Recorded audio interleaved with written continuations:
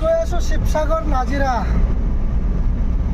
আমি শিৱসাগৰ নাজিৰা গৈ আছোঁ, অজিত দা আৰু মই। আমি বানপানী হোৱা এলেকাত গৈ আছোঁ। মাল বস্তু অলপ লৈ পেলাই আমাৰ ফালৰ পৰা সৰু এটা মানে চেষ্টা কৰিছোঁ আমি, যাতে সকলোকে মনটো জয় কৰিব নোৱাৰিলেও অন্ততঃ চকুৰ ওচৰত যিকেইজনক দেখি পাওঁ তাহাঁতক কিবা এটা সৰু মানে হাত এটা আগবঢ়াওঁ। কাৰণে আমি হাৰমতি লখিমপুৰৰ পৰা অজিত দা মই আমাৰ গেৰেজৰ পৰা, আপোনালোকে জানে আমাৰ গেৰেজ আছে, গতিকে আমাৰ গেৰেজৰ পৰা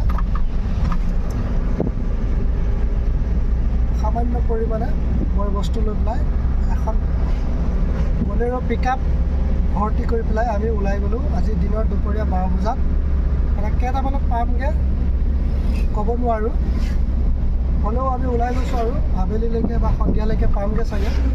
তাৰপিছত আমি পৰিস্থিতিৰ বুজ লৈ কেনেকুৱা কি কৰিলে মানুহৰ ওচৰ চাপিব পাৰি সেইটো চাই ল'ম। হয় নাই অজিত দা? হয় হয়। অজিত দা একদম ভাত চাত খোৱা নাই আমি দুপৰীয়া, যিহেতু আমি ভৰ দুপৰীয়া ওলাই গৈছোঁ, গতিকে ভাত চাত নোখোৱাকৈ ওলাই গৈছোঁ আৰু আমি চাওঁ আগত গৈ পেলাই ক'ৰবাত ভাত খাই ল'ম। আৰু এতিয়া অজিত দা পূৰা ফুল মুডত আছে, মানে আমি সন্ধিয়ালৈকে মানে আবেলিলৈকে শিৱসাগৰ নাজিৰা পাবগৈ লাগে। সেইকাৰণে একদম ক'তো ৰখোৱা নাই, কোনো লিলিমাই কৰা নাই, ভৰ দুপৰীয়া ওলাই গৈছোঁ আমি একদম। আপোনালোকে চাই থাকিব